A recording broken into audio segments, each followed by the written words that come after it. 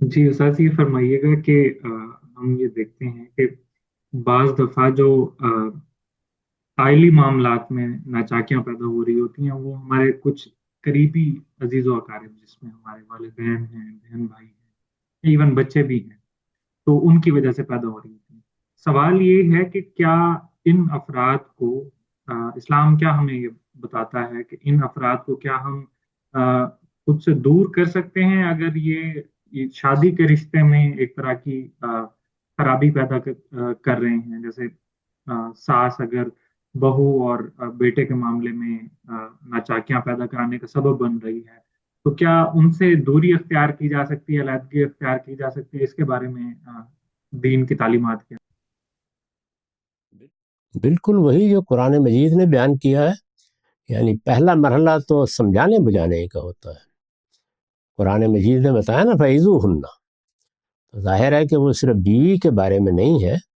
اگر ماں سے کوئی غلطی ہو رہی ہے، باپ سے ہو رہی ہے، اعزا اقربا سے ہو رہی ہے، یا جس طرح ہمارے ہاں رواج رہا ہے لوگ ایک ہی جگہ مل کر رہتے ہیں یا ایک خاندان کے طور پر رہتے ہیں، تو اس میں اگر کسی سے کوئی خرابی کا صدور ہو رہا ہے تو پہلا مرحلہ تو یہی ہے کہ جائیے، ملیے، کوشش کیجیے۔ انسان کی فطرت میں اللہ تعالیٰ نے صحیح بات کو قبول کرنے کے داعیات رکھے ہیں، ان داعیات کو ابھارا جائے اور یہ بتایا جائے کہ اس سے دیکھیے یہ خرابی پیدا ہو رہی ہے، یہ خرابی پیدا ہو رہی ہے، اس کی اصلاح کر لی جائے۔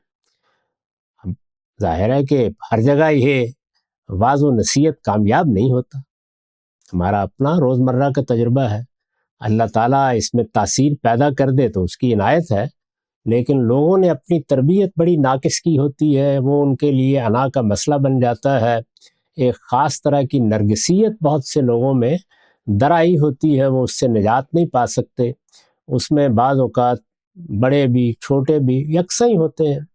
تو آپ نے سمجھانے کی صحیح کی، سمجھانا یہ کوئی بڑا بن کے ہی نہیں ہوتا، چھوٹے بھی بعض اوقات دلیل کے ساتھ درخواست کر کے بزرگوں کی اصلاح کرنے کی کوشش کرتے ہیں، اور وہ ضرور کرنی چاہیے۔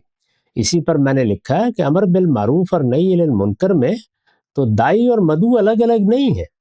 جس کو بھی اللہ توفیق دے وہ کسی معروف کی طرف توجہ دلائے، جس کو اللہ توفیق دے وہ کسی منکر کے بارے میں تنبیہ کرے۔ تو ہمیں کوشش کرنی چاہیے کہ پہلے ہم سمجھائیں۔ اس کے بعد اللہ تعالیٰ نے دوسری بات کیا کہی ہے؟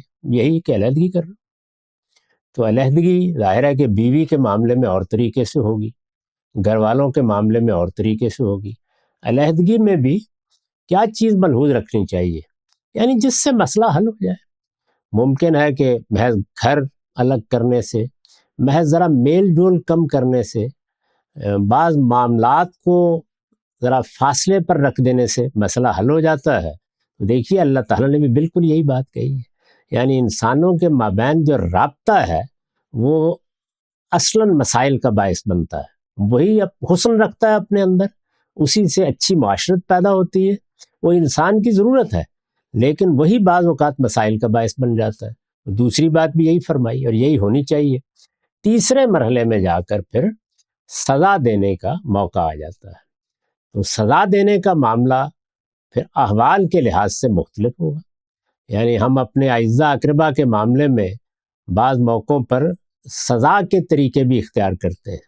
مثلا کسی سے ملنا جلنا کچھ دنوں کے لیے بالکل ہی بند کر دیا، یا الیک سلیک بھی بعض اوقات لوگ بند کر دیتے ہیں۔ اسی طرح سے آپ کسی کی کو مدد کر رہے تھے، کوئی ایسا معاملہ کر رہے تھے، اس میں ذرا تنبیہ کے لیے ہاتھ کھینچ لیتے ہیں، تو یہ اب سزا دینے کا مرحلہ ہو گیا۔ بڑے ہوتے ہیں تو وہ بعض اوقات چھوٹوں کو تادیب کے لیے کچھ تھوڑی بہت وہ سزا بھی دیتے ہیں، جس کا عام طور پر سزا پہ اطلاق کیا جاتا ہے۔ تو میرے خیال میں یہی تینوں رویے ہیں، یہ اللہ تعالیٰ نے بتا دیے ہیں۔ یہ بڑی جامع تعبیر اختیار کی ہے کہ جس جگہ باہمی روابط میں سرکشی درائے، سرکشی درانے کا اندیشہ پیدا ہو رہا ہو، وہاں یہ سلسلہ شروع کر دینا چاہیے۔ اور جب آپ یہ سلسلہ شروع کریں گے تو اس میں ظاہر ہے کہ ہر مرحلے کو موقع دینا چاہیے۔ یعنی سمجھانے کا بھی مطلب یہ نہیں ہے کہ ایک مرتبہ آپ ہو کے آ گئے۔ طرفین کو جن کے مابین معاملات خراب ہو رہے ہیں یا خراب ہونے کا اندیشہ ہے، کوشش کیجیے مختلف اسالیب میں بات سمجھائیں۔ تو سمجھانا، علیحدگی اختیار کرنا اور سزا دینا، یہی در حقیقت تینوں چیزیں ہیں جو دنیا میں اختیار کی جا سکتی ہیں، تینوں ہی کو ایک ترتیب کے ساتھ اللہ تعالیٰ نے بیان فرما دی.